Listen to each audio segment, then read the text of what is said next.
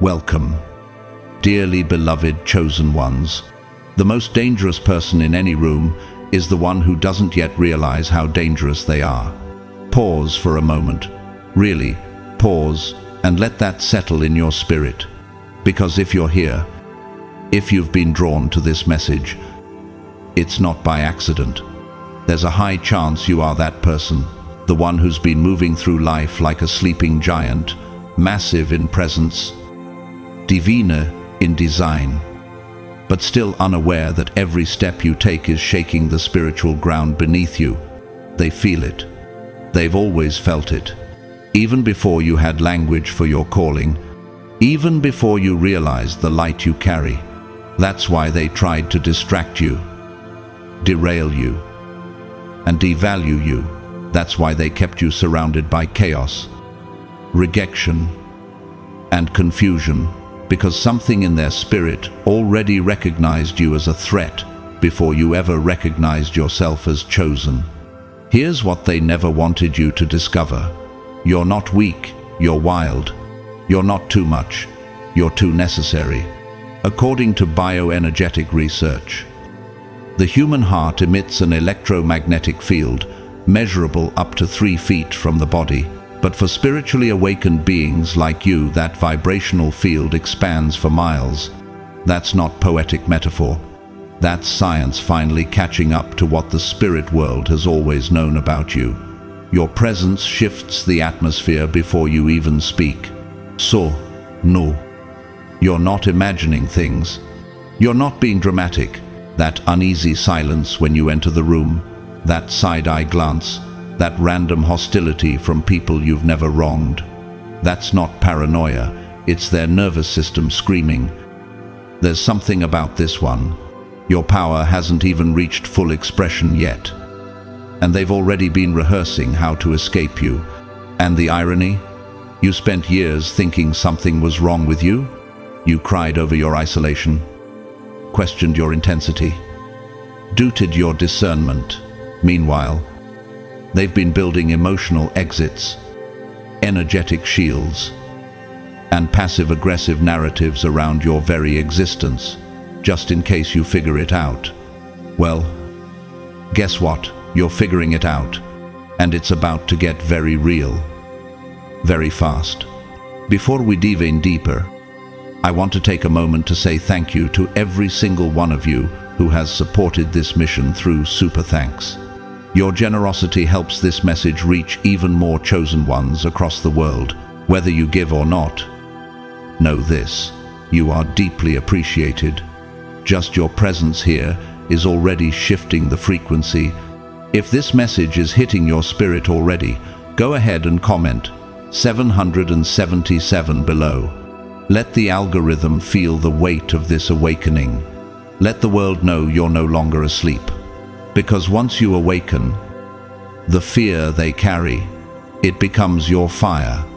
Let's begin. God's chosen ones. You have no idea how powerful you are, but they do, and they fear it. Number 1, your energy is a lie detector, and they can't hide around you.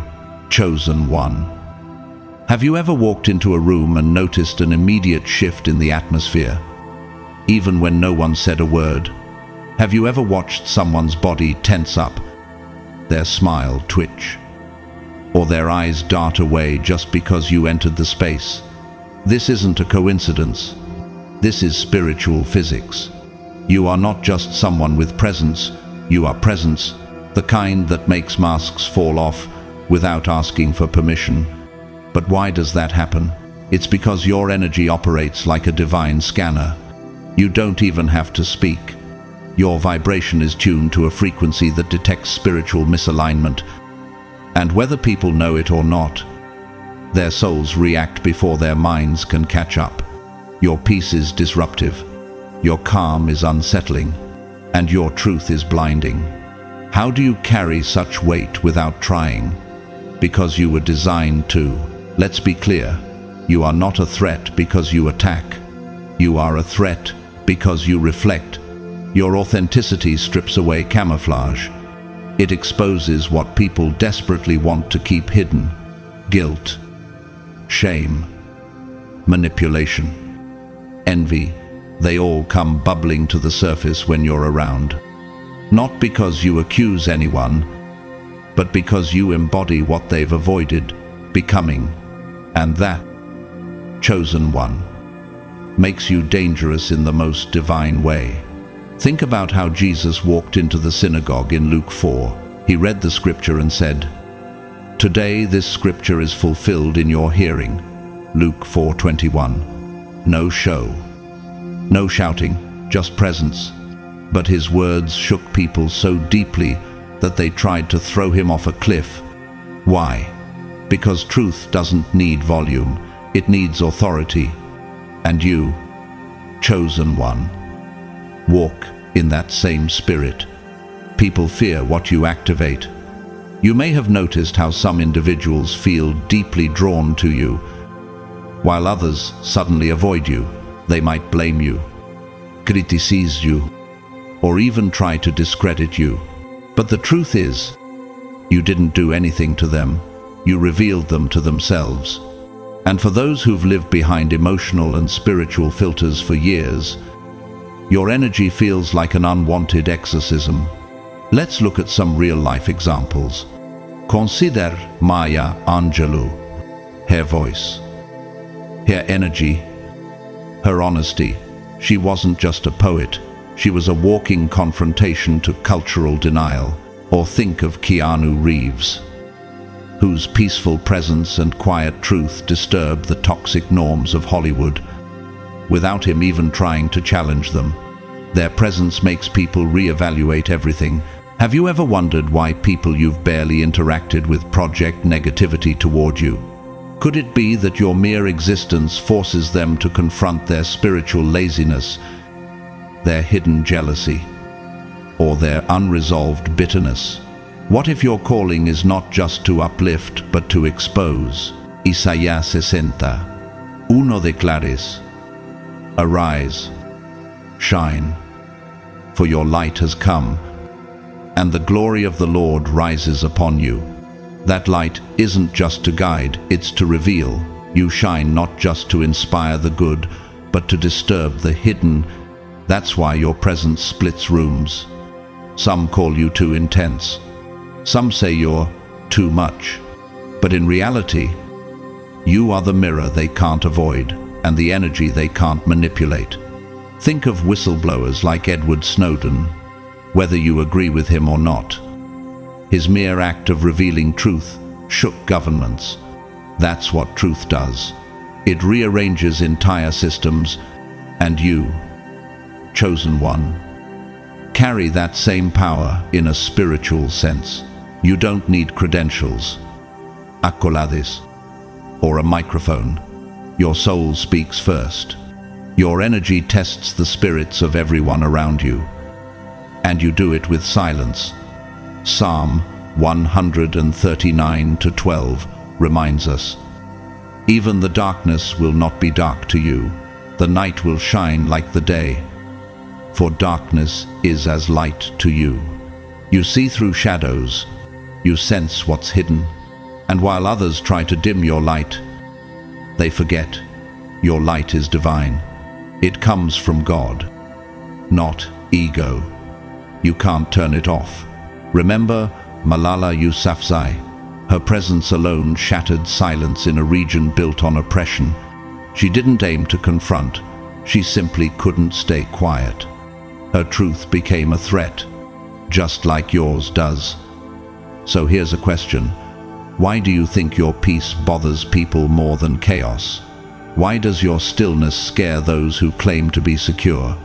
It's because your peace was earned.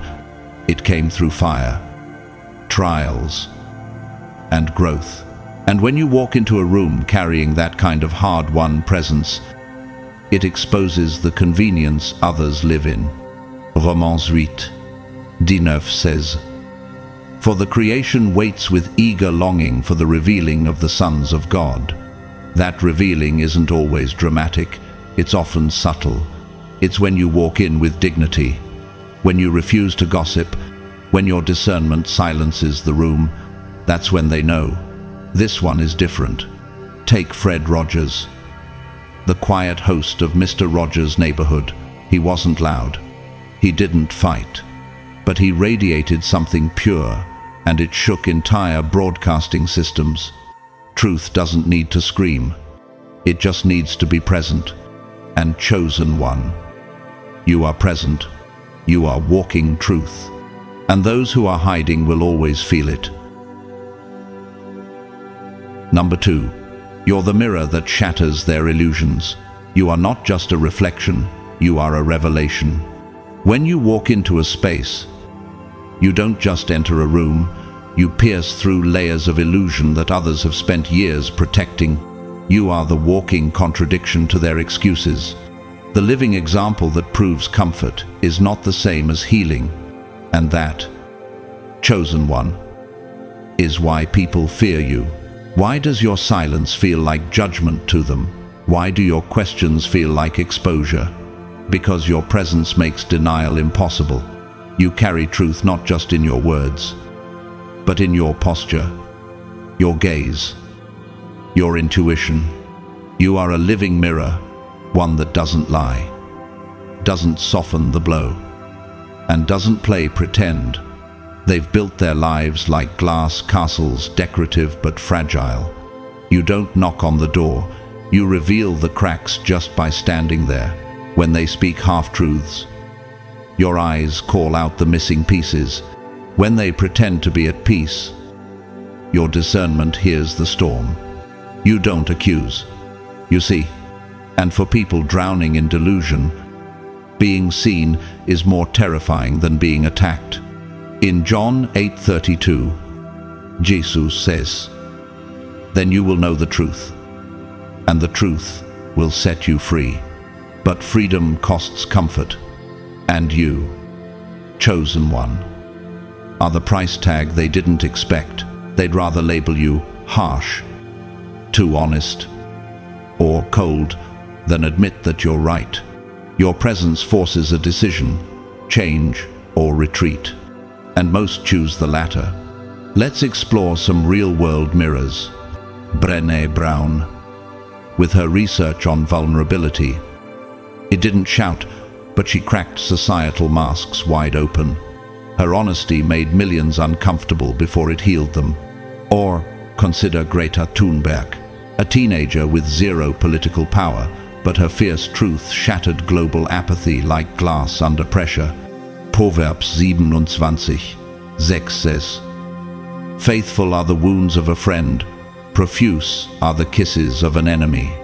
You don't offer sugar-coated support. You offer real clarity, and that kind of honesty, though painful, is sacred. You don't aim to offend, but you refuse to lie. Have you noticed how some people start resenting you after you ask one sincere question? Or how others avoid deep conversation altogether when you're around? That's because you're not a surface swimmer. You dive into the depths. You ask the questions no one else wants to ask. And when people realize you can't be manipulated, they panic. Malcolm X once said, "The truth is on the side of the oppressed." And the moment you speak it, you align with heaven. You bring divine discomfort into the room. You pull down the curtains and show what's behind the stage. That's why they try to silence you, not because you're wrong, but because you're right too soon. 1 Corinthians 4-5 confirms this. He will bring to light what is hidden in darkness and will expose the motives of the heart. That's exactly what your spirit does, without effort, without intention, just by being real. Think of Anthony Bourdain. He didn't just showcase food, he revealed culture, inequality, and human resilience. He shattered illusions with curiosity and presence, just like you do with your empathy, your courage, and your unwillingness to settle. Here's the hard truth. They'll try to destroy the mirror before they face what it reflects. But don't take it personally. Chosen one, you are not their enemy. You are their wake-up call. And while it's easier to label you than to change, your consistency will eventually speak louder than their denial. Jeremiah 1:10 says, "See, I have this day set you over nations and over kingdoms, to root out and to pull down, to destroy and to throw down, to build and to plant." That's not just a prophetic mantle, it's a mirror assignment. Your life dismantles the false so that the real can be built. So stand firm, chosen one. Don't dim your clarity. Don't dilute your voice. You're not here to play along. You're here to awaken, confront, and restore. And that starts with breaking the illusions that no one else dares to question. Number 3, you're spiritually sovereign, and that's a threat to control. Chosen one. Have you ever noticed how your silence unnerves people more than their loudest argument? Have you ever wondered why some individuals try to categorize you, label you, or dismiss you without even knowing your heart? It's because they can't control you. And in a world that thrives on manipulation, that's terrifying. You are spiritually sovereign. You answer to a higher authority, not social pressure. You move by divine leading, not emotional impulse. But how many people around you are even aware of what that means? How many still base their identity on applause, approval, and permission? The very fact that you've broken free from that matrix makes you a walking revolution. This isn't arrogance, it's alignment.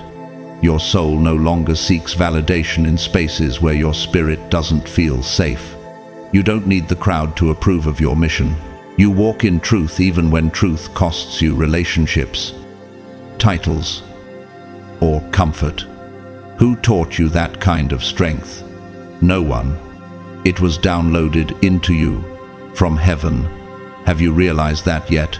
Galatians 1:10 says, "Am I now trying to win the approval of human beings, or of God? Or am I trying to please people? If I was still trying to please people, I would not be a servant of Christ." That's you, chosen one. You're no longer a slave to impressions. You're a servant of divine instruction. Take a look at Harriet Tubman. She wasn't trying to be famous. She was aligned. She didn't wait for permission. She listened to God. And because of that, she became a liberator. That's what spiritual sovereignty produces. Legacy, disruption, freedom. Have you ever noticed how people try to twist your clarity into defiance? How they call your discernment paranoia, your boundaries attitude, and your freedom rebellion. But who defined those terms? Who gets to decide what's acceptable, those who live in fear or the ones who walk in purpose? You see, most people follow invisible scripts written by fear and people-pleasing. But you burned that script. You exited the performance, and now your life is directed by something much higher than public opinion. That's why they struggle to relate to you. They're used to people who can be bought with attention, who crack under pressure, who fake smiles to stay liked. But you'll walk away from the table before you betray your spirit. You'll stand alone before you sell your soul. And that kind of integrity, where did it even come from? Romans 2 reminds us, "Do not conform to the pattern of this world, but be transformed by the renewing of your mind." You've been transformed. You've been renewed. And because of that, you can no longer be controlled, not by threats, not by praise, not even by guilt. Look at Prince, the artist, the innovator, the rebel. He walked away from major labels because he refused to be owned. He chose sovereignty over fame. He changed his name, painted slave on his face. Why? Because even in an industry built on illusion, he knew who he was, just like you do. Have you asked yourself why certain leaders, bosses, family members, or even spiritual mentors have distanced themselves from you after realizing you think for yourself? It's not because you're unteachable, it's because you're unshakable. And unshakable people can't be used to prop up fragile systems. In Daniel 3, Shadrach, Meshach, and Abednego refused to bow to the king's idol. They didn't fight, they didn't protest, they simply stood. And their stand enraged a king, because sovereign spirits always offend controlling empires. Let's not forget Elon Musk, a man so controversial and disruptive that entire industries scramble to catch up with his next move. You don't have to agree with all his choices to see the principle. People fear what they can't manage, and when someone lives by vision instead of validation, they shake institutions. You've noticed it, haven't you? How conversations shift when you speak with conviction, how spaces become quieter when you don't participate in gossip, how invitations stop when you stop compromising. That's because your sovereignty sends a message. I'm not here to play by your rules, I'm here to live by God's law. And 2 Timothy 1-7 confirms it, for God has not given us a spirit of fear, but of power and of love and of a sound mind. That's the spiritual software you're running. That's why you feel off in spaces where others feel fine. You've been upgraded, and your programming can't be hacked. Think of Serena Williams. Not just her strength on the court, but her grace under fire. The media couldn't mold her. Institutions couldn't break her, because her identity was not up for debate. Yours isn't either. So, chosen one, let me ask you, how long will you keep second-guessing your strength just because it intimidates others? How long will you downplay your discernment to make manipulators comfortable? The truth is, they fear you because they know you can't be bought. And in a world where almost everything has a price, that's terrifying. Number 4. You came into this world as a frequency upgrade. Chosen one. Do you know how rare you are? Do you truly understand that your very presence is not ordinary, it's divine architecture? You weren't just born, you were assigned. You didn't just enter this world, you were deployed as a divine disruption. Have you ever felt out of place since childhood? Have you wondered why conversations felt shallow, systems felt fake, and normal life felt like a bad fit? That's because you were never meant to blend in. You were encoded with frequencies that shake foundations. You are the software update in a corrupted system, and your mere existence recalibrates the atmosphere around you. John 15:19 says, "If you belonged to the world, it would love you as its own, as it is. You do not belong to the world." That explains everything. You're not weird. You're wired for a different realm.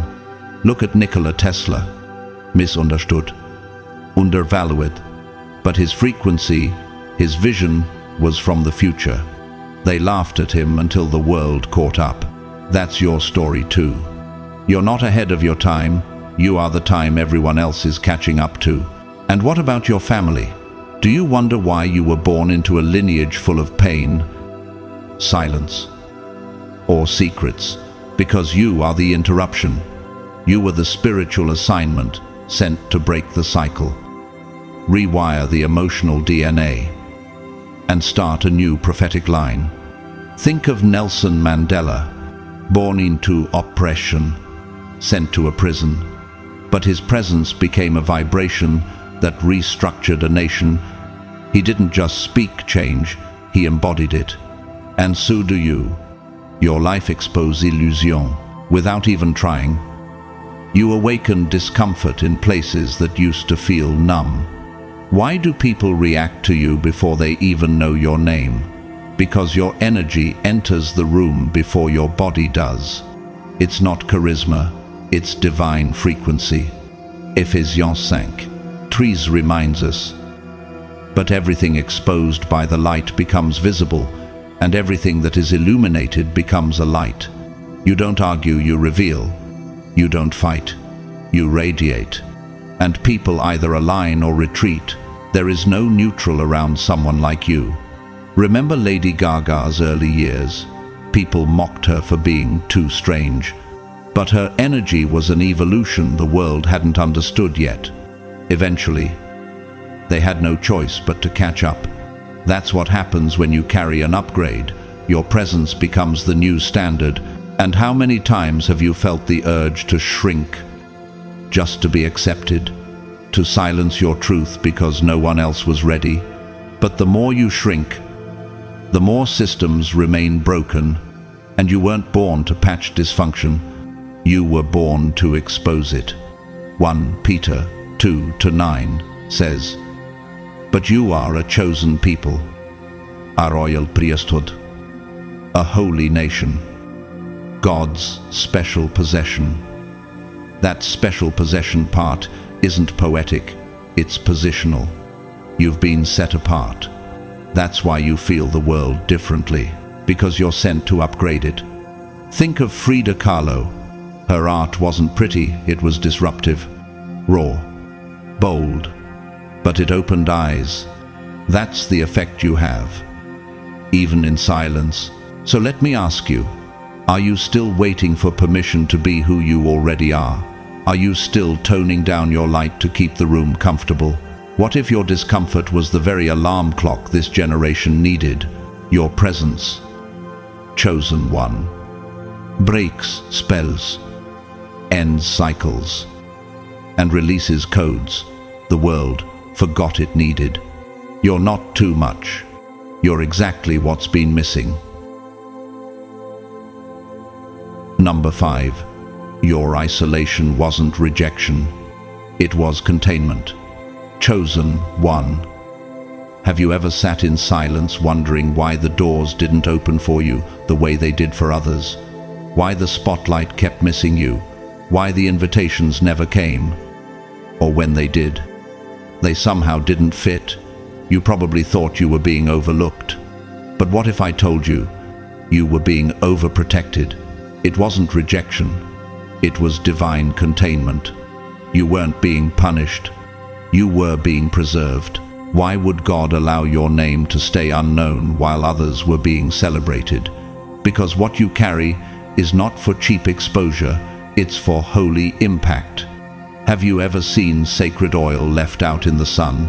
It spoils, but sealed in darkness. It matures. That's what you were going through. Psalm 27:5 says, "For in the day of trouble he will keep me safe in his dwelling. He will hide me in the shelter of his sacred tent." You weren't hidden because you were lacking. You were hidden because you were loaded. Too loaded to be touched by hands that don't recognize glory. Look at J.K. Rowling.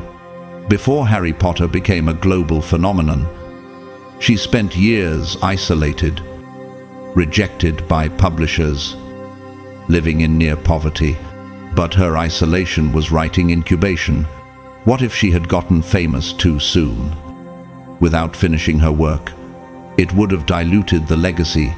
You too, chosen one. They're being shaped, not stifled. Have you ever wondered why people around you seem to rise quickly while your path felt delayed? What if God was building depth in you that they wouldn't survive? What if your destiny required insulation, not applause, like oil in a jar? You were sealed tight so that the fragrance wouldn't escape before the time was right. That's why your loneliness wasn't punishment. It was protection. That's why the silence you sat in was louder than the applause they chased. Because God was speaking in the cocoon.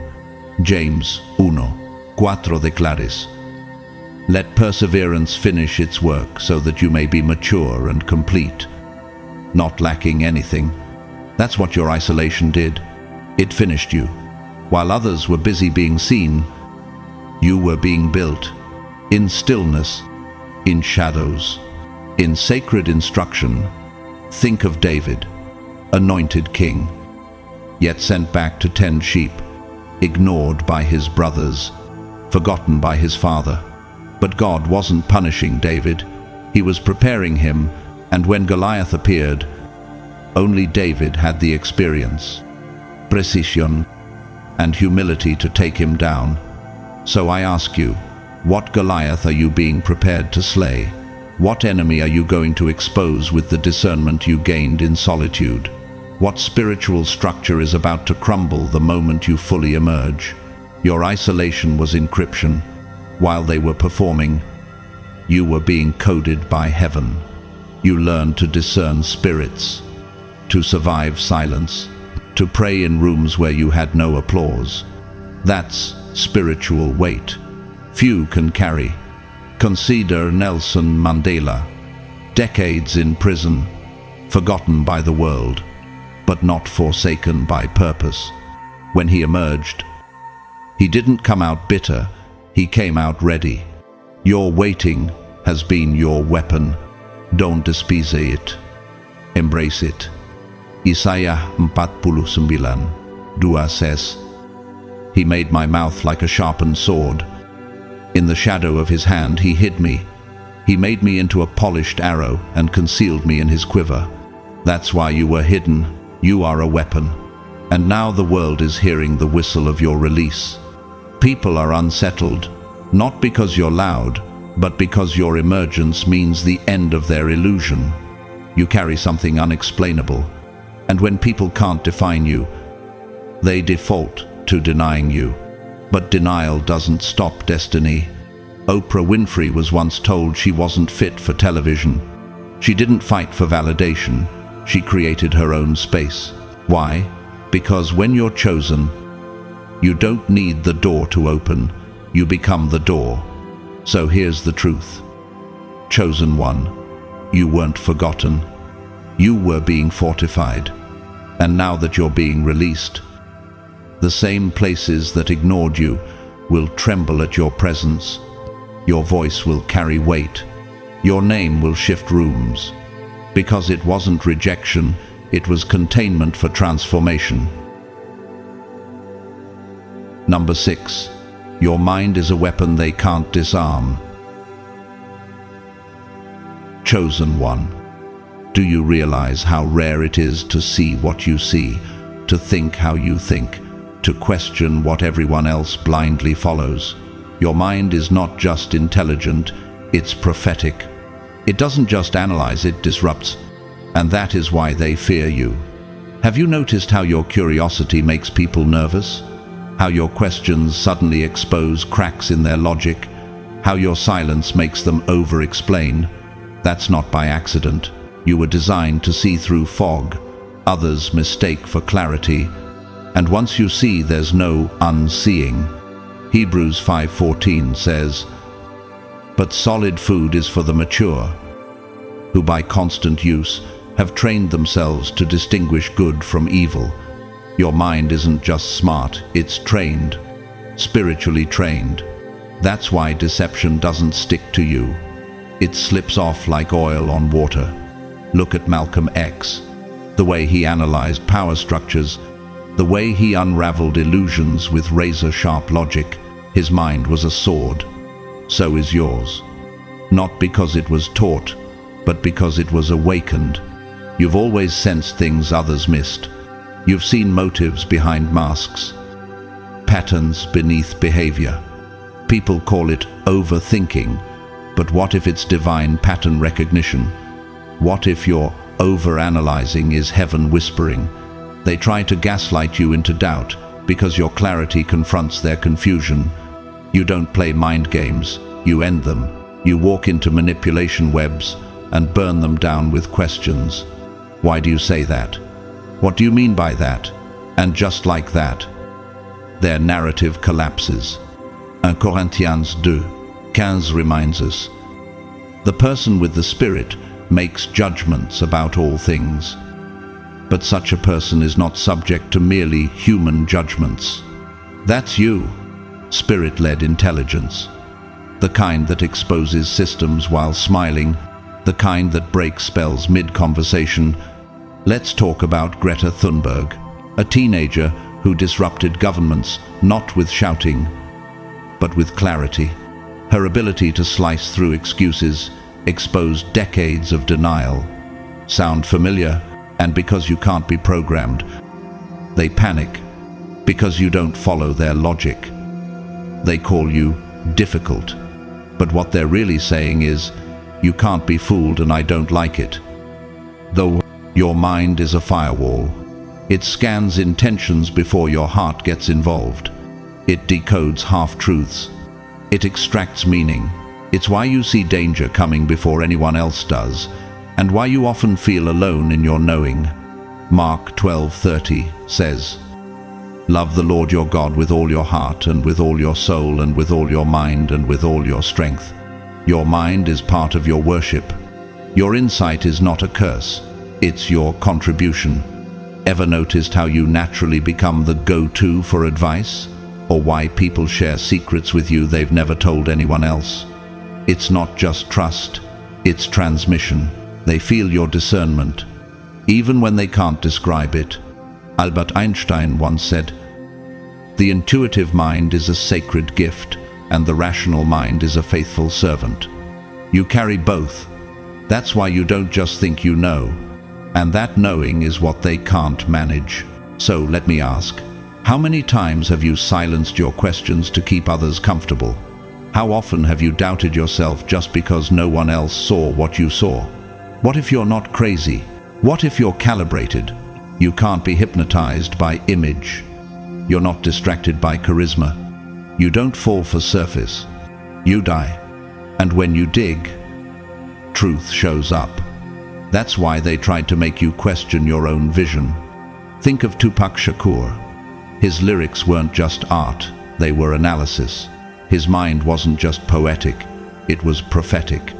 That same gift lives in you. The ability to cut through cultural haze and find truth. Proverbs 18:15 The mind of the discerning acquires knowledge, and the ear of the wise seeks it out. Your mind is a vault of wisdom, and that vault cannot be breached. So, chosen one, don't dim your depth. Don't suppress your sight. Your mind is your mantle, and the world may fear it, but heaven trusted you enough to give it, and that means everything. Number 7. They attack you because submission was expected, not power. Chosen one. Have you ever noticed how the tone shifted the moment you began walking in your truth? When you stopped nodding along? When your yes turned into not anymore? That shift wasn't random. It was calculated. Because your power disrupts the systems that were built on your silence. You were never supposed to rise. That wasn't the plan, their plan. You were molded in an environment that taught you to shrink, apologize, and smile through injustice. Have you ever asked why people celebrated your gentleness until it became grounded in conviction? Why they liked you quiet, humble, forgiving but recoiled the moment you set a boundary? They expected submission, not sovereignty. They expected you to comply, not command. The moment you started choosing self-respect over self-sacrifice, everything changed. But did you really change, or did you return to who you always were? Isaiah 54:17 tells us, "No weapon formed against you shall prosper, and you will refute every tongue that accuses you."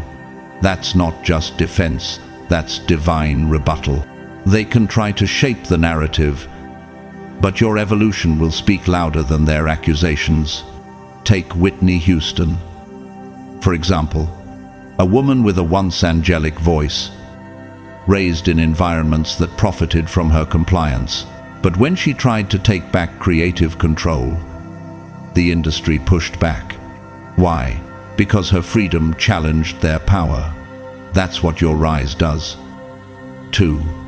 Have you ever looked back at your upbringing and realized you were conditioned to please, to pacify, to prioritize others at your own expense? That's not just dysfunction, it's programming. You were taught that staying agreeable would earn you love, but all it earned was exhaustion. The moment you stopped people-pleasing, the attack started. Why? Because you stepping into your voice dismantles their control. When you started asking questions like, why am I the only one compromising? Or, why does peace always mean my silence? You shattered the agreement, and that made you dangerous. John 8:36 says, so if the Son sets you free, you will be free indeed. That's not metaphorical freedom, it's spiritual authority. It means your worth isn't tied to whether they clap or condemn. Think of Meghan Markle. The moment she stopped accepting tabloid lies and refused to play by royal expectations, she became a lightning rod for criticism. But was it her voice they hated, or the fact that she used it? Sound familiar? Your resistance to control exposes just how fragile that control really was. The people who once praised your sweetness now resent your strength. But you're not responsible for their discomfort. You're responsible for your destiny. Have you ever heard someone say, you've changed? What they really mean is, you're no longer controllable. That's the fear. Because if you can change the game, what else have they built on false power? In Luke 10:19, Jesus says, I have given you authority to overcome all the power of the enemy, not permission authority. That means you don't wait for validation. You walk in the fullness of your identity. Think of Simone Biles. She withdrew from the Olympic spotlight to protect her mental health. The backlash was fierce, but so was her stance. Her power wasn't in performing, it was in knowing when not to. So let me ask, how long did you stay small so others could feel big? How many times did you carry emotional weight that wasn't yours? How often did you apologize for boundaries you had every right to set? They're not attacking you because you're wrong, they're attacking you because your freedom is undeniable. You've outgrown their manipulation. You've dismantled their power by default. And that makes you a spiritual earthquake in their carefully curated world. Romans 12:2 reminds us, do not conform to the pattern of this world, but be transformed by the renewing of your mind. You've been renewed, you've been transformed. And now, you're not submitting, you're leading. Malala Yousafzai wasn't expected to survive, much less speak. But the moment she used her voice to demand education, she became a global symbol of resistance. You, too, chosen one, are a living threat to systems that thrive on quiet compliance. So remember, your rise was never rebellion. It was reclamation. You didn't become a threat because you changed. You became a threat because you returned to your original design. Number 8. Your pain transmuted into authority. Chosen one. How many storms have you survived in silence? How many nights did you cry while still comforting others? How many betrayals did you forgive while bleeding internally? And yet look at you now, still standing, but not just standing. Wiser, sharper, heavier, with purpose. Most people experience pain and stay stuck in it. But you transcended it. You didn't just endure the suffering. You studied it. You decoded it. You asked the hard questions. What is this teaching me? Who benefits from my silence? What part of me is being resurrected through this pain? That curiosity turned you into a threat, because now you carry spiritual credentials no one can fake. Romans 5:3-4 says, we also glory in our sufferings, because we know that suffering produces perseverance. Perseverance, character, and character, hope. You didn't just survive, you transmuted. Pain became your curriculum. And now you graduate with spiritual authority. Think of Maya Angelou. Her childhood trauma didn't silence her, it birthed her voice.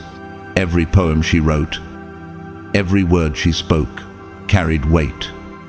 Not because of education, but because of lived truth. That's your story. 2. Have you ever walked into a room and noticed people shift without you saying a word? That's not intimidation. That's reverence. Your aura says, I've seen things. I've buried things. I've risen from places that would have killed others. And people feel that, even if they don't understand it. Job 23:10 says, But he knows the way that I take. When he has tested me, I will come forth as gold. Your life is proof that gold doesn't fear fire. It's refined by it.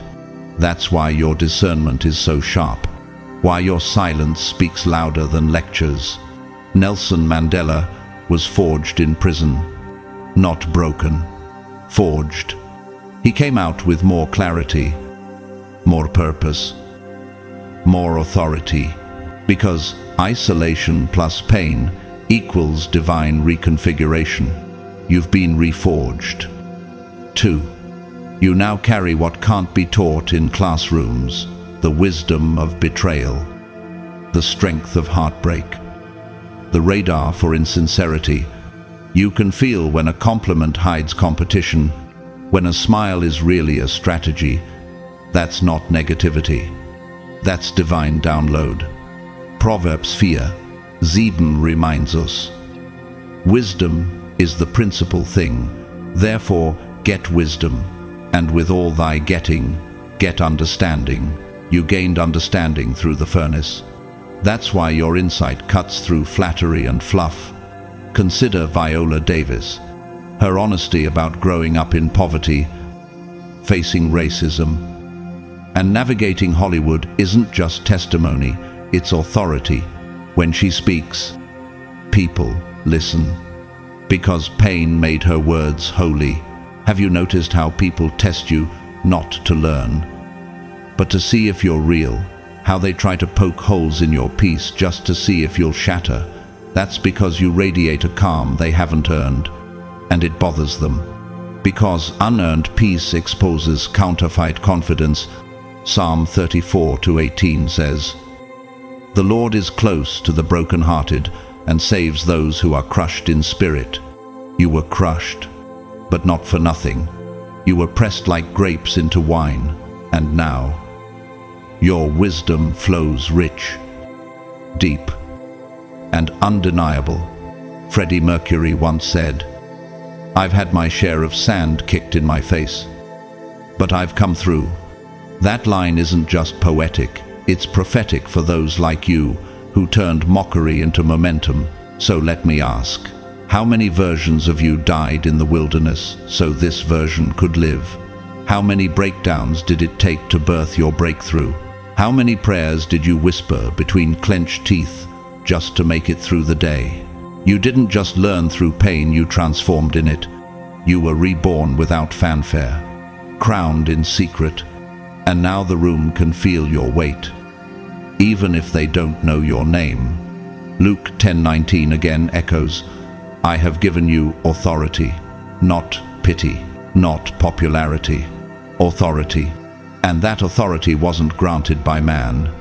It was earned in shadows and sanctioned by heaven.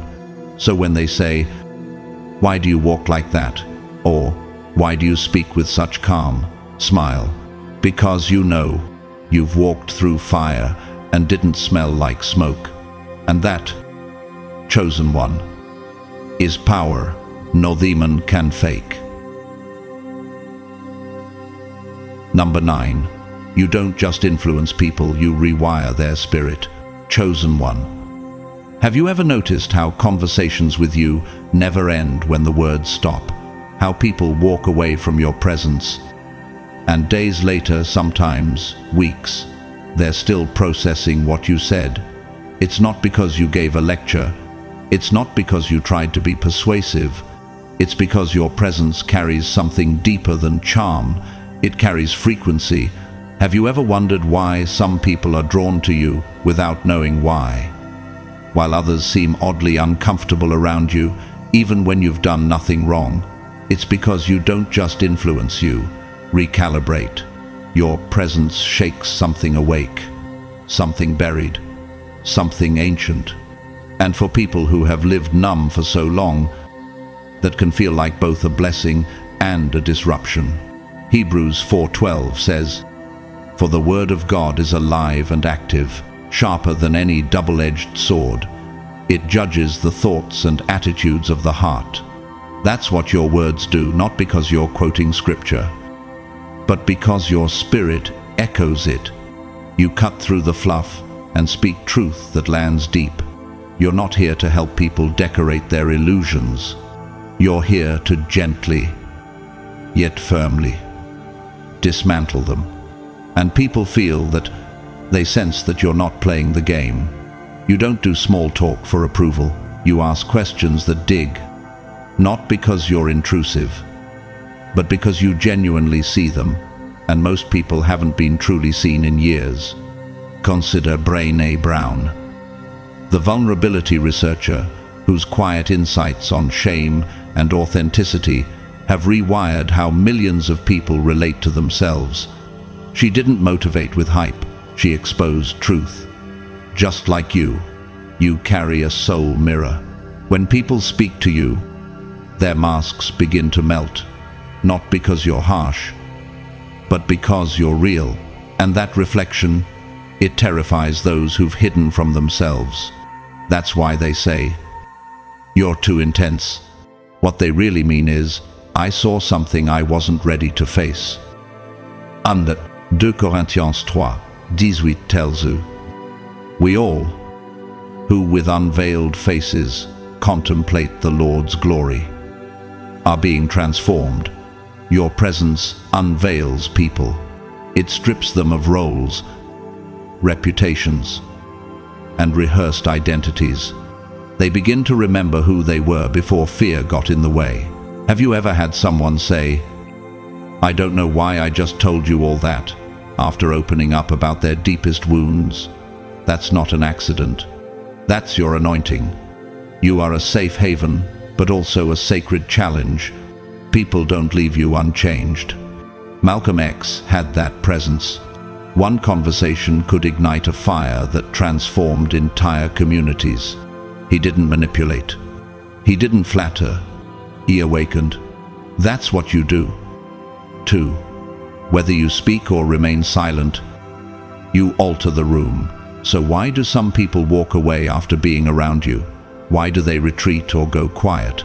Because encountering you forces decisions. They have to choose between growth or stagnation, honesty or hiding, remembrance or regression.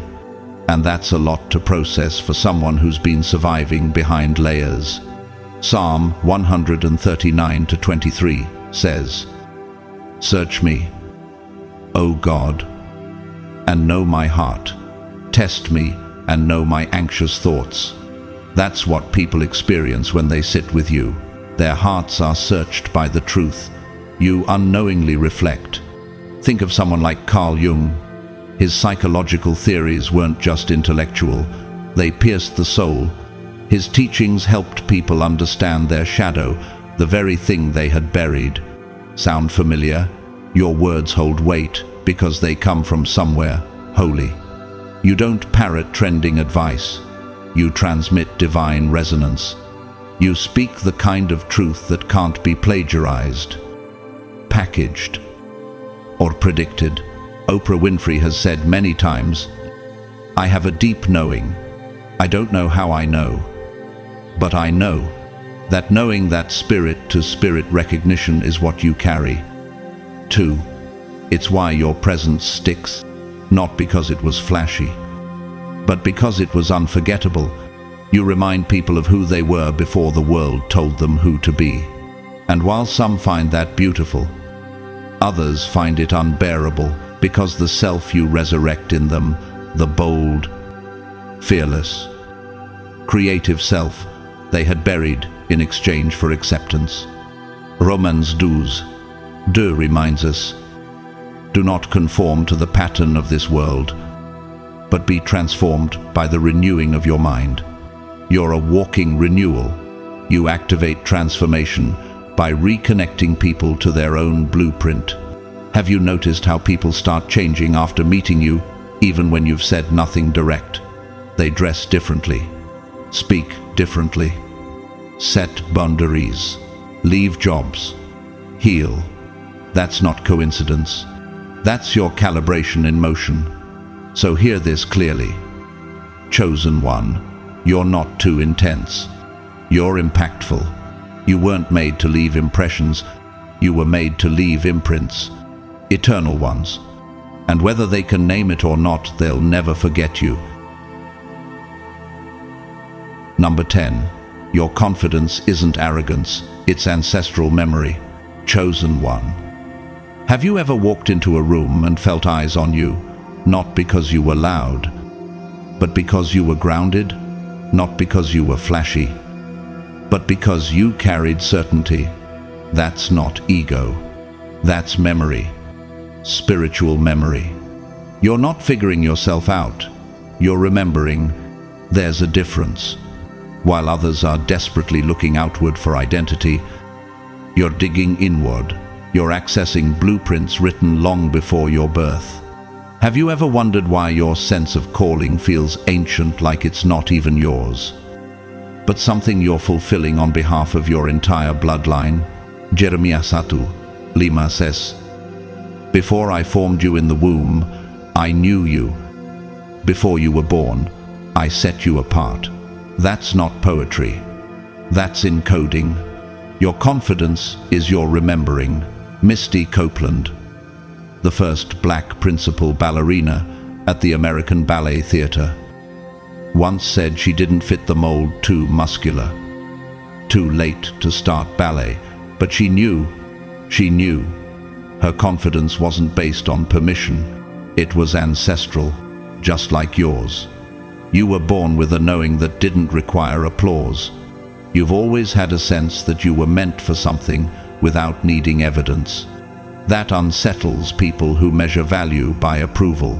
Have you been told? You think you're better than everyone? Not because of anything you said, but because you don't perform insecurity like others do. That's not pride. They're projecting. What they sense is the echo of every ancestor who refused to die without meaning. Exodus 14:14 reminds us, "The Lord will fight for you. You need only to be still." That's why you don't hustle to prove yourself. You walk with a stillness that screams, because the divine already signed off on your worth. Consider someone like Barack Obama. His calm was often mistaken for aloofness, but it wasn't arrogance, it was internal clarity. When your direction comes from God, you don't flinch under man-made pressure. You've always rejected shallow goals. Why?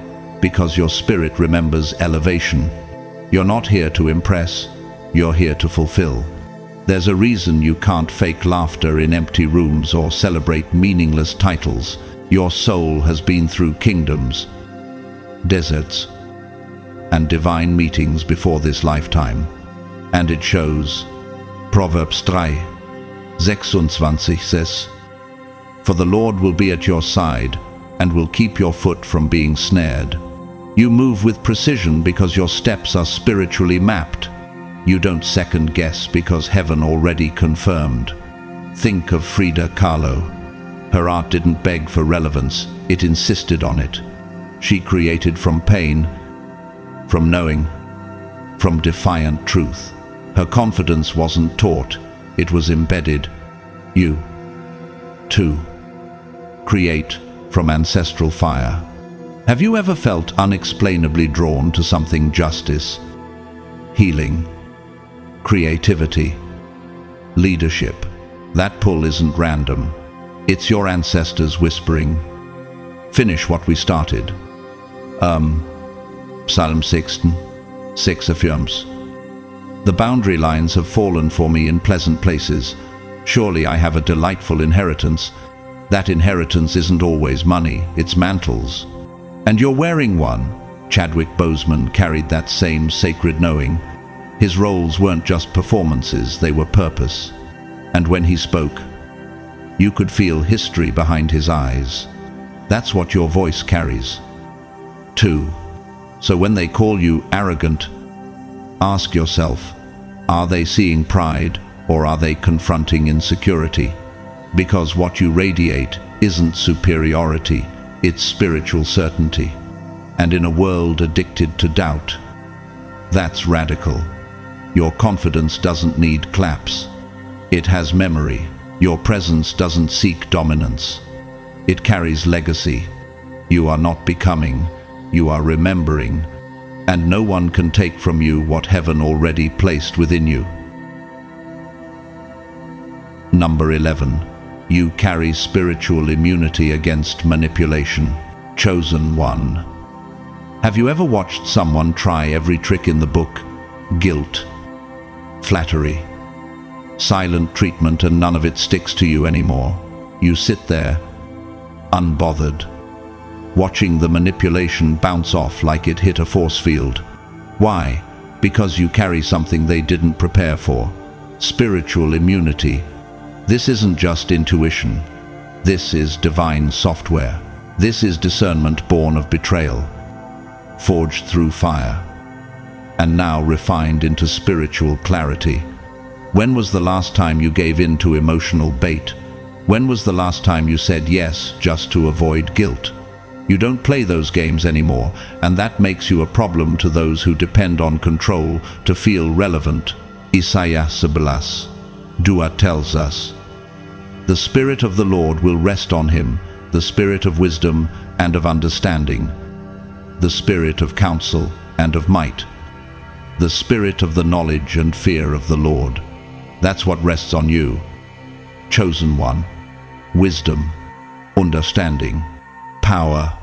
You can't be gaslit because your spirit has already been lit by the truth. Think of Princess Diana. Even when she was surrounded by manipulation inside a system designed to silence her, she saw through it. And the more the world tried to shape her, the more she stepped into authenticity and shook kingdoms with grace. Have you ever noticed how manipulative people start spiraling around you? How their tactics suddenly lose effectiveness? That's because you're not the same person they were expecting. They counted on the old version of you, the one who questioned herself, who apologized too much, who doubted her discernment.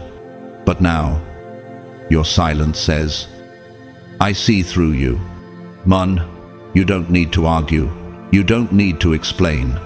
Your discernment speaks louder than confrontation. And for manipulators, that silence is unbearable. Why? Because your spiritual immunity confirms their power has expired. Salm 119, 66 declares, "Teach me knowledge and good judgment, for I trust your commands." Your judgment isn't random, it's God-trained. That's why you detect dishonesty in the first 5 seconds of a conversation. You feel the shift before the words change. Think of whistleblower Edward Snowden. He saw the manipulation inside powerful systems and refused to be silent. His resistance wasn't just intellectual, it was spiritual. He carried immunity against fear-based control. Just like you. You know the patterns, you see the cycles. And even when someone tries to wrap manipulation in kindness, your spirit knows the difference. You used to second-guess your instincts. Now, you trust them like a compass, and that's freedom. Manipulators can't stand. Proverbs 2:11 says, "Discretion will protect you, and understanding will guard you." You're guarded not by walls, but by wisdom. You're not cold. You're calibrated.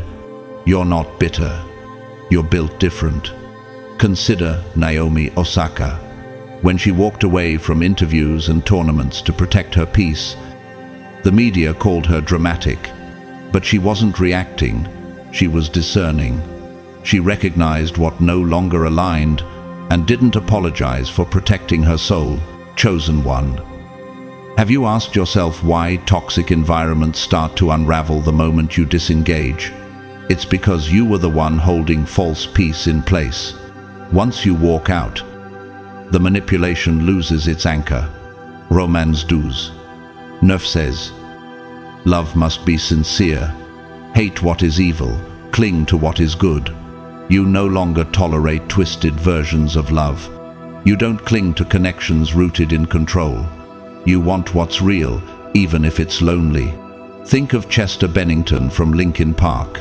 His lyrics weren't just music, they exposed emotional manipulation, trauma, and deep spiritual pain.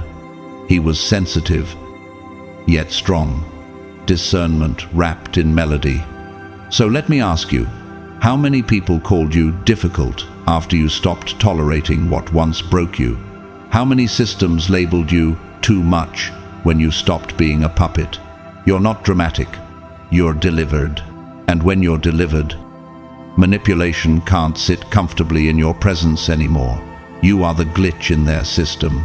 You are heaven's resistance code against deception. And they feel it. Oh, they feel it. Even if they can't name it. They know something in you, sees them clearly. And that's what they fear most. Not your words. Not your strength, but your clarity. Number 12. You sense intentions before words are ever spoken. Chosen one. Do you know how rare your sight is? I'm not talking about physical eyes. I'm talking about spirit eyes. The kind that scans a room and already knows who's real, who's lying, who's broken, and who's hiding behind a perfect smile. The kind of eyes that hear more in silence than others do in sermons. You don't wait for people to reveal themselves. You already know. You don't need 10 conversations to sense a contradiction. You feel it in their energy. You see it in their body language. You detect it in the pause between words. That's not paranoia. That's divine detection. That's a gift forged through survival. Matthew 10:16 says, "Be as shrewd as snakes and as innocent as doves." You live in that balance alert. Yet compassionate, you don't assume but you see. You don't attack but you prepare. Because your life taught you early, not everyone smiling is safe. Think of Lady Gaga. Behind the glamour was a woman who spoke boldly about trauma, fake relationships, and navigating fame with discernment. She didn't just see it shook her, but she used her perception as power. Have you ever been in a room and just known something was off, even before anything was said? That's not emotional instability. That's energetic discernment. You've been betrayed by beautiful words before. You've trusted masks that came with charm. And now, your spirit doesn't listen to the message, it listens to the motive. Hebrews 5:14 reminds us, "But solid food is for the mature, who by constant use have trained themselves to distinguish good from evil." Your sight has been trained through betrayal, through abandonment, through costly misjudgments. That's why it's sharp. You walk into a conversation and can already sense the direction it's heading. People say, you overthink. But the truth is you pre-see. You're not predicting based on fear. You're discerning based on patterns, energy, and unspoken codes. Barack Obama was known not just for what he said, but how he paused, how he read the room before he answered. That's spiritual intelligence. You carry it. 2. You don't fall for performance. In fact, the more someone tries to impress you, the more cautious you become, because you've learned that manipulation often comes wrapped in charisma. So you wait, you watch, and people feel that watchfulness and panic. Proverbs 20:27 says, "The human spirit is the lamp of the Lord that sheds light on one's inmost being." That's why people squirm around you. They're not just being seen, they're being spiritually lit up. Have you noticed how people either cling to you or run from you? There's rarely in between. Why? Because your gaze reflects their truth, and truth is uncomfortable for those addicted to illusion. Think of Billie Eilish. From a young age, she pierced through societal narratives about fame, beauty, and power. Her discernment showed up in every lyric, every choice. She saw what others missed and used it to stay spiritually intact. Your gift isn't one you asked for, it was installed. You needed it to survive, to recover, to evolve. And now it's not just a survival tool, it's your spiritual compass. It doesn't just protect you, it reveals, it convicts, it awakens. 1 Samuel 16:7 says, "People look at the outward appearance, but the Lord looks at the heart." You've been given access to that level of sight. You see hearts before they open their mouths. Consider Anthony Bourdain. He traveled the world not to critique food, but to read cultures. His gift wasn't in what he said, it was in what he sensed. That's you, a reader of realms. So, chosen one, stop apologizing for your precision. You weren't meant to blend in, you were meant to filter atmospheres, to clear illusion, to help people come back to themselves even when they fight you for it. Your ability to sense intentions before words are spoken is not weird. It's holy. And the ones who try to deceive you, they don't fear your judgment, they fear your vision. Number 13. Your awakening is a threat to their comfort zones. Chosen one. Have you ever wondered why your growth seemed to offend the very people who once claimed to love you? Why becoming healthy triggered hostility? Why your peace was met with pettiness? Let's get one thing straight. It wasn't because you did something wrong, it's because you woke up. And in a world addicted to illusion, clarity is the most threatening energy of all. You didn't attack, you didn't betray, you didn't lie. All you did was stop living inside a false narrative that others depended on. You stopped pretending everything was fine when it wasn't. You started questioning dysfunctional roles that were silently killing you. You looked around and realized, I don't belong in this cage. And the moment you dared to rise, the air shifted. Galatians sank. Now reminds us, it is for freedom that Christ has set us free. Stand firm, then, and do not let yourselves be burdened again by a yoke of slavery. That's what you did. You stood firm. But what no one warned you is that your freedom would expose their chains.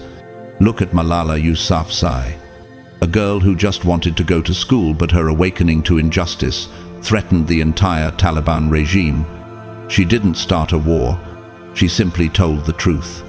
And that truth shook power systems built on silence.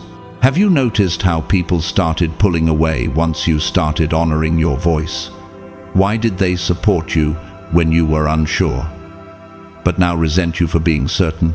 It's because your awakening exposes their stagnancy. You stopped waiting for permission, and that stripped their control. When you no longer play by unspoken rules, the rule makers panic. When you ask questions like, why do we pretend that this is normal? People either wake up or turn against you. But their discomfort is not your disobedience. It's their denial being disturbed by your deliverance. Ephesians 5:14.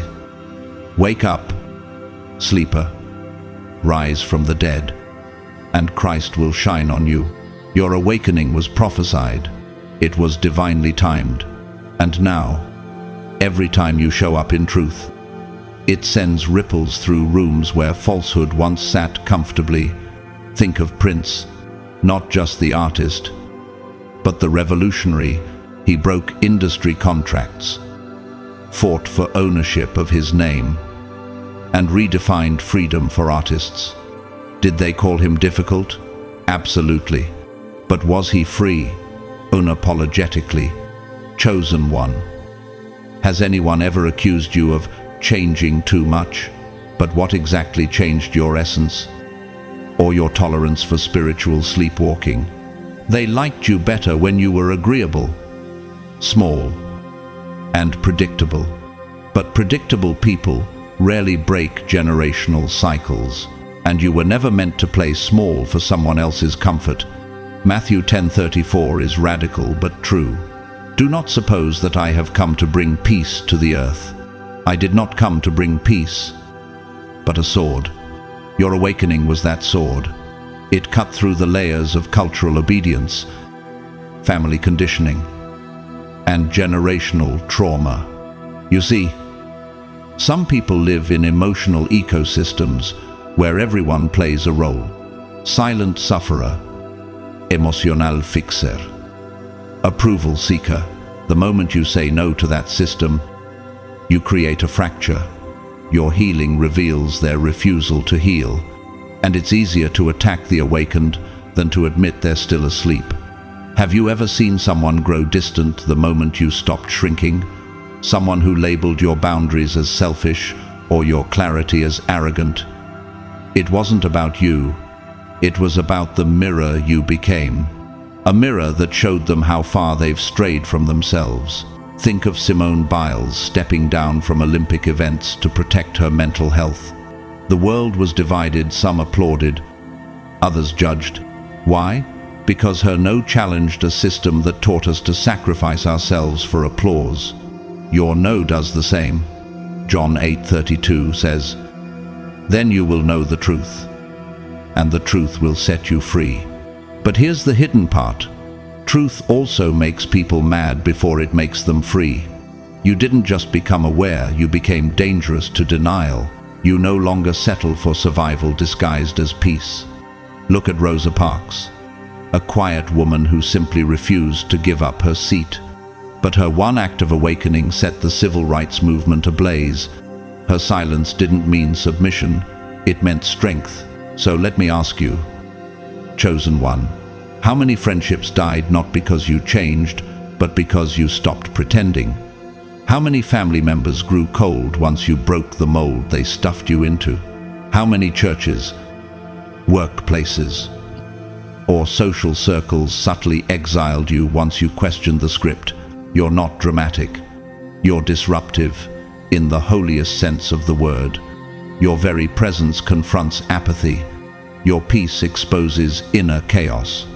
Your clarity highlights hidden confusion. That's not arrogance, that's alignment.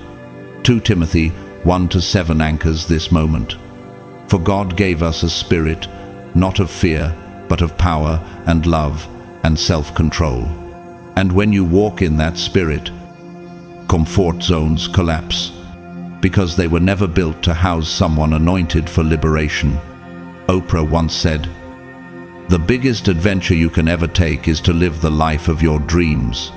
But that life often begins by waking up and offending everyone who benefits from your sleep. Let's be honest. Some people don't want to be inspired. They want to be enabled. And when you stop enabling dysfunction, they label it betrayal. But you didn't betray them, you just stopped betraying yourself. Your light is not loud, it's unshakable, and people living in flickers of falsehood can't handle the steady flame you now carry. Psalm 27:1 closes the case. The Lord is my light and my salvation, whom shall I fear? You have no reason to shrink back, no reason to explain your awakening to those still invested in illusion. Your freedom is not the problem, it's the invitation. So, walk boldly. Chosen one. You didn't offend them by doing wrong, you offended them by doing right. You didn't steal their light, you simply turned yours on. And now every room you enter has to choose, stay asleep or wake up. Number 14. You're the storm and the shelter, a paradox they can't understand. Chosen one. There's something about you that leaves people unsettled, but not for the reasons they think. It's not because you're rude, not because you're unpredictable. It's because you're complete. And wholeness threatens every system built on fragments. You carry what the world rarely sees in one body, the storm and the shelter. You embody contrast, divine paradox, and fierce equilibrium. And to those who rely on labels to navigate power, you're terrifying. Have you ever noticed how people try to box you in, only to get frustrated when you no longer fit? One day, they're calling you too intense. The next, too quiet, too emocional, then too cold. But the truth is, they're not confused about you. They're confused by their inability to control you. What they really mean is, you make me uncomfortable because I can't predict which version of you I'll get. But what if that unpredictability is actually your design? Isaiah 45:7 says, I form the light and create darkness. I bring prosperity and create disaster. I, the Lord, do all these things. If God himself is both creator and corrector, why wouldn't he craft you with both tenderness and thunder? You weren't built to be simple. You were built to carry dimensions. You are the calm before the storm, and sometimes the storm itself. You carry wisdom that soothes and truth that splits delusion in half. You've been someone's safe space and someone's awakening blow. You've comforted the hurting and confronted the manipulative, and you did it without flipping personalities, because your duality is not dysfunction. It's divine authority. Consider Martin Luther King Jr. He preached peace with the voice of a lion. He marched in silence and still shook nations. He was a storm in policy and a shelter for the oppressed. That's what makes leaders eternal, not their ability to fit one mold, but their power to embody truth in every form it takes. Have you ever been told to tone it down, to pick a side, either gentle or assertive? But who decided that power must always look the same? Who told us that stillness can't be strong, or that kindness can't carry a sword? You break those rules simply by existing. Ecclesiastes 3:1 reminds us, there is a time for everything, and a season for every activity under the heavens. Some days you're the still voice of calm. Other days, you flip tables like Jesus in the temple, and both are sacred, both are righteous, both are you, and that's what frightens them. You see, people are comfortable with predictability, with puppets, with personalities they can read, control, categorize. But you, chosen one, move like water and fire, refusing to be captured. One moment you're pouring peace into someone's soul. The next, you're slicing through delusion with a sentence that makes the room go silent. Think of Viola Davis. Her presence on screen, one moment tender and maternal. The next, Afirce, unbreakable wall. She doesn't perform, she commands, and that's you. You don't need to raise your voice to carry force. You don't need to perform strength to be powerful. Have you ever walked away from conflict, not because you were afraid, but because your peace was more valuable than being understood? Have you ever stayed silent, knowing you could dismantle the entire illusion with one truth but chose stillness instead? That's not weakness. That's mastery. Proverbs 16:32 says, better a patient person than a warrior, one with self-control than one who takes a city. You have that control, and it scares those who live off emotional chaos. Your restraint is louder than their noise. Your calm is more confrontational than their aggression. And here's the truth, they don't know how to handle someone who isn't desperate to be liked.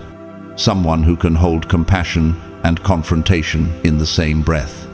Someone who can love deeply but also walk away clean. That's not emotional detachment. That's spiritual maturity. Look at Nelson Mandela.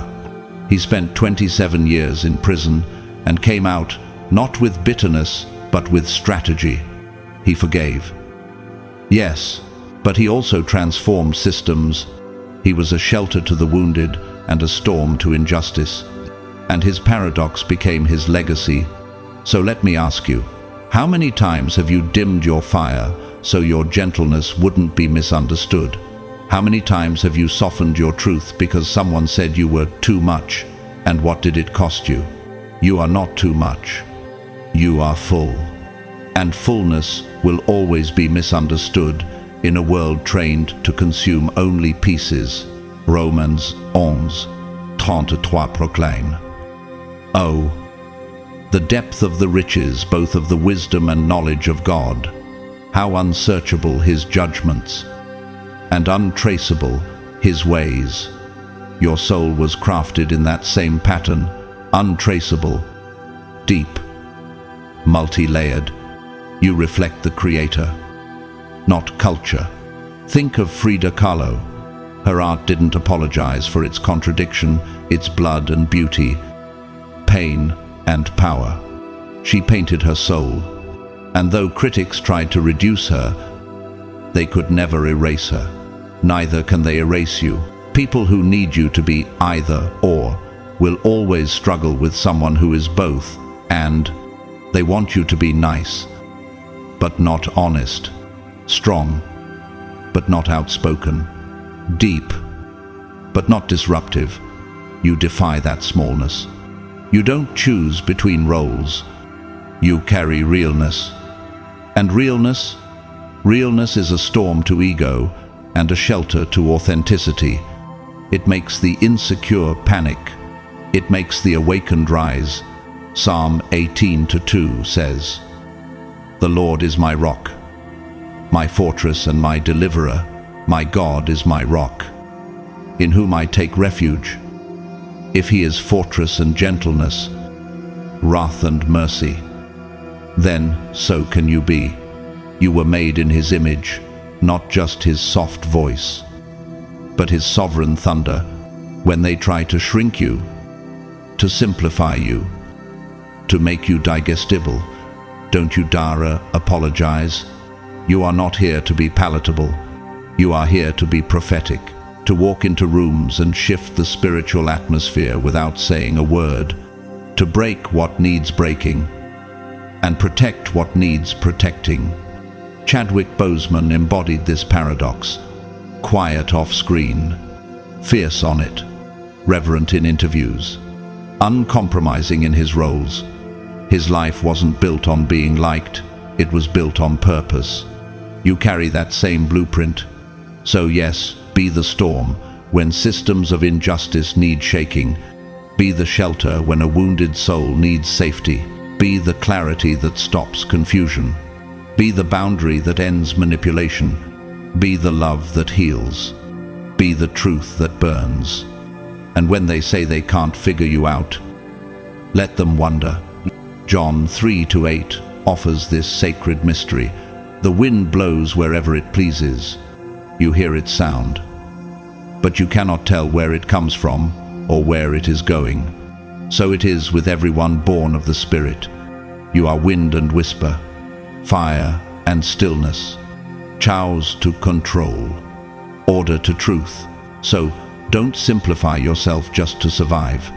You were not born to fit inside the boxes of fragile minds. You are heaven's contradiction, a divine paradox, a vessel too vast for shallow thinking. You are the storm and the shelter, and the world will have to adjust. Beloved chosen one, if you've made it to this moment, know this: you didn't just listen to a message, you walked through a spiritual mirror. You faced the fullness of who you are, the paradox you carry, and the divine fire in your voice. This wasn't just another piece of content passing through your screen. It was an invitation to come home to yourself without apology, without compromise, and without shrinking. You are the storm that clears the sky and the shelter that protects the sacred. You are the living proof that wholeness is real. And that spiritual power doesn't always come in a single form. It comes in waves. dimensions, frequencies that this world can't measure or manufacture.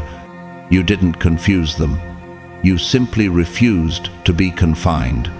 And now, they don't know whether to fear you or follow you, to be inspired by your light or run from the truth it exposes. But that is not your burden to carry. You were never sent to fit their expectations. You were sent to fulfill a divine design that breaks boxes and opens eyes. You are not half of anything. You are the full embodiment of what happens when a soul refuses to abandon itself. If this message resonated with your spirit, don't just keep it to yourself. Let it move you. Let it anchor you in your power and remind you that your complexity is not your weakness, it is your calling. Speak your truth in the comments. Say what you've been holding back. Let the world know that you are wide awake, walking in clarity, and no longer willing to dilute your presence for anyone's comfort. This is your declaration space. This is your community, and your voice matters here. I want to take a moment to thank you. Truly, thank you for being part of this journey. Whether this is the first message you've heard or you've walked with this content through many revelations, your presence means more than words can express to those who have commented, liked, shared, and carried these messages into your own circles. I see you. Your alignment with this truth is what fuels this work. And to those who have supported through super thanks, thank you for your generosity and your spiritual investment. Your seed allows this message to reach further, go deeper, and bless more lives than we could ever measure. If you feel led to sow into this message through a super thanks, know that every offering, whether small or significant, is received with profound gratitude. But also hear this clearly, whether you donate or not. Your energy, your engagement, and your presence here are already a priceless gift. You are deeply appreciated just for walking with this mission, for growing through this content, and for choosing truth when illusion would have been easier. So now, chosen one, go forward with fire in your bones and peace in your step. Speak the truths others are afraid to even whisper. Live with the kind of grace that shakes, lies off their pedestal. Be the paradox. Be the mystery. Be the full, unapologetic storm and the shelter. Don't apologize when your depth unsettles shallow minds. Don't explain your fire to those who've never been willing to burn for something real. You were never meant to be simple. You were meant to be sacred. And sacred things don't ask for approval. They just exist. And when they do, the world shifts. So keep going. Keep rising. Keep shining, even when misunderstood. Because the ones who are meant to walk with you will recognize your frequency. And when they do, it will feel like home. Until then, walk boldly. You owe no one a performance. Only your Creator gets to define you. And He already called you chosen. God bless you, chosen one. May His favor surround you like a shield. May His wisdom guide your steps. May His protection cover every dimension of your life. And may your light continue to shine, not for applause, but because it was always meant to. You are the storm. You are the shelter. And your time is now.